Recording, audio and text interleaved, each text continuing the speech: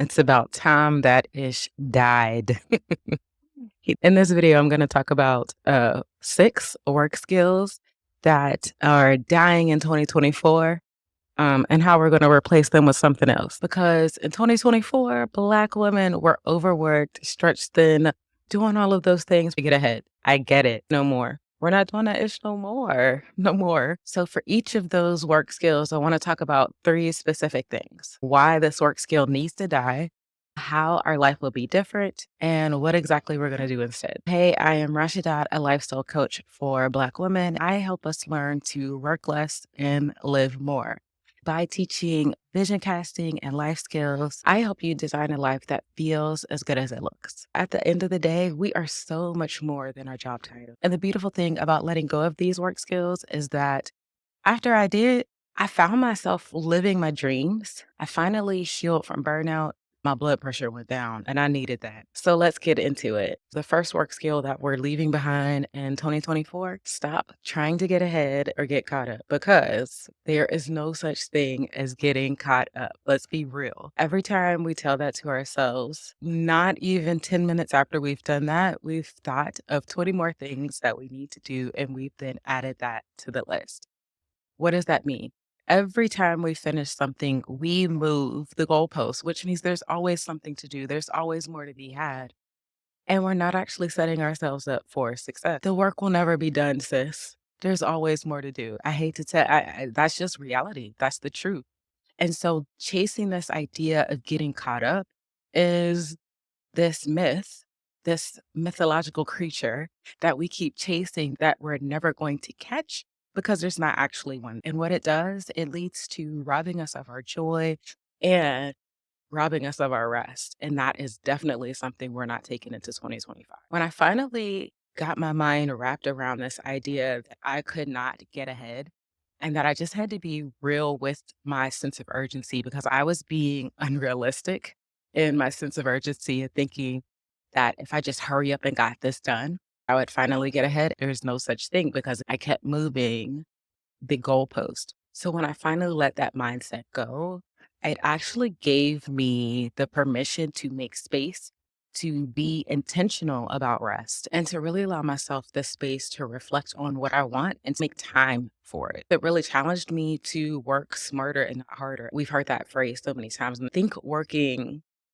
to get ahead is working smarter, but it's not. It's counterproductive, because it encourages us to keep working and working rather than intentionally stopping and making time.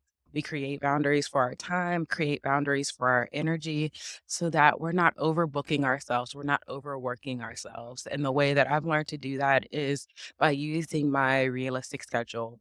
I have it set out of what does a good week look like for me, where I devote time regularly to getting work done, but also regularly to making time for intentional rest.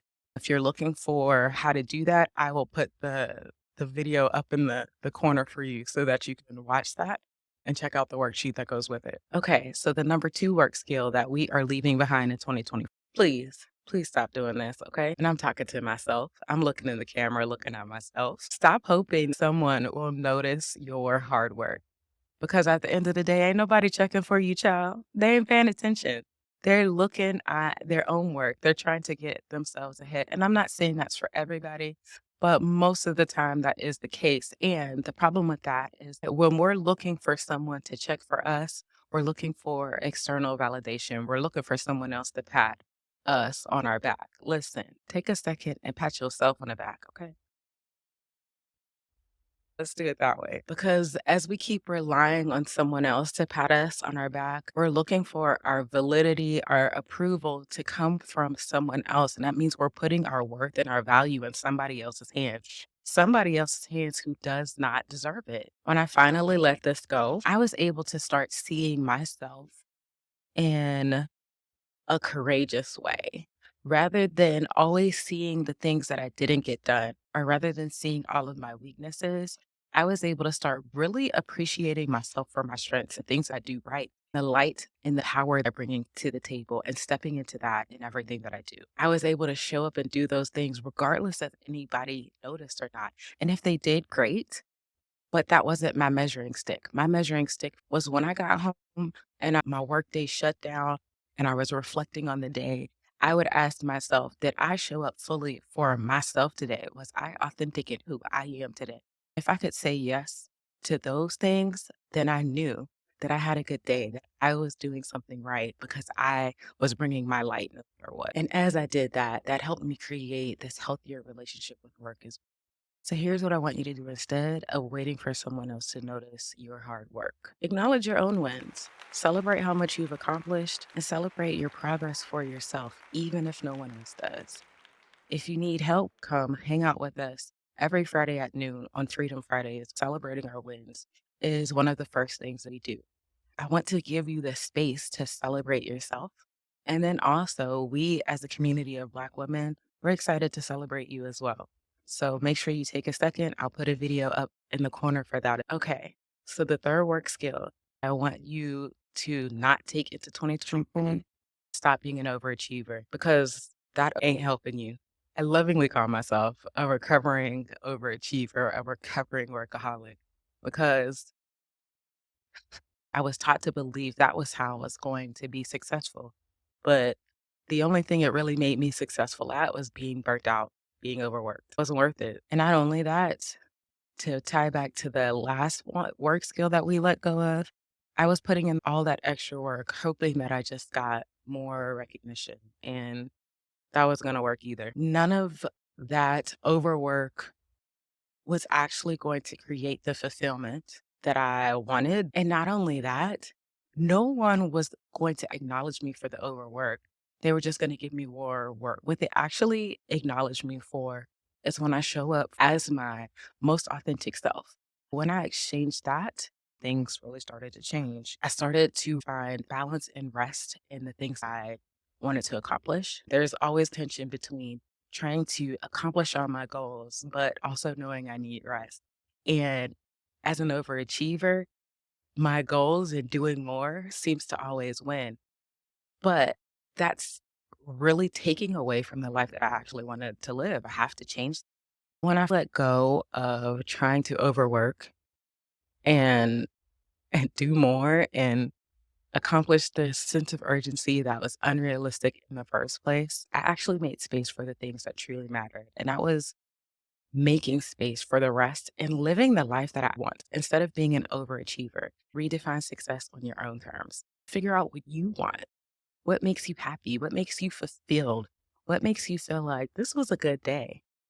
And when you get really clear and write that down, then I want you to start making time and space to do those things as your top priority. Yes, you'll still work, but prioritize doing those things. Okay, so the number four work skill to leave behind in 2024, stop grinding for them and start grinding for you. When you grind for others, they might notice you, they might reward you, but that reward is never going to be 100% because they're going to be taking some of the reward. And that's because it was their dreams. So if you want to build your dreams, if you want fulfillment, make time for your dreams because the rewards from them are never going to be proportionate to the effort, to the amount of heart, the amount of passion that you put into it, because it's not for your dream, it's for their. And that's always going to leave you feeling undervalued and underappreciated, which leads to and adds to your burnout. As I started letting those things go, the thing that truly changed for me was that I finally had this sense of ownership of my time, of my effort, of my achievements, of the way that I put aside space for the things I worked hard on and the things I did just enough for and making time for myself. It made it easier to not overwork, not overachieve because I started realizing that I wanted to put just as much work towards my dreams as I did their own. And actually, I wanted to put even more work towards my dreams. So they got enough. And I started going above and beyond for myself. So here's what it looks like to stop grinding for them and start prioritizing your dreams. Dedicate time to your personal projects and the things that you want. Like we just talked about figuring out what you want. I'm going to say this multiple times. Once you figure out what you want, start making time to do those things. Yes, you're going to work, but when you come home, make time to do things that encourage you, that empower you, that make you feel fulfilled and excited and see your life start to be about your passions rather than just going to work every day. Okay, so the number 5 work skill that we're leaving behind in 2024, stop trying to make things perfect. That perfectionism is not helping you get anything done. It's actually holding you back, making you overthink and slowing you down. I get it. You're trying to make things perfect because you're scared of failing. You're scared of making a mistake. You're scared of this fatal flaw that's going to come out of you and you're not going to be able to repair it. First of all, it's not that serious. Your failures are part of the journey. My failures have helped me grow, that have helped me move forward, that have helped me make better content.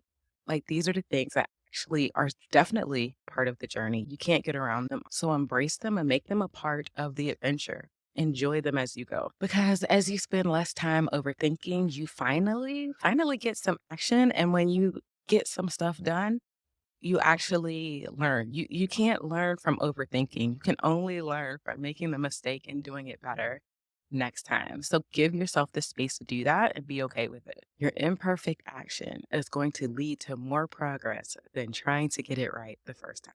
So enjoy it. Just let it be a part of your journey. When you set up a plan, actually don't expect it to go perfectly. Just do the thing. And when something doesn't go right, pivot. Learn to allow yourself to duck and move.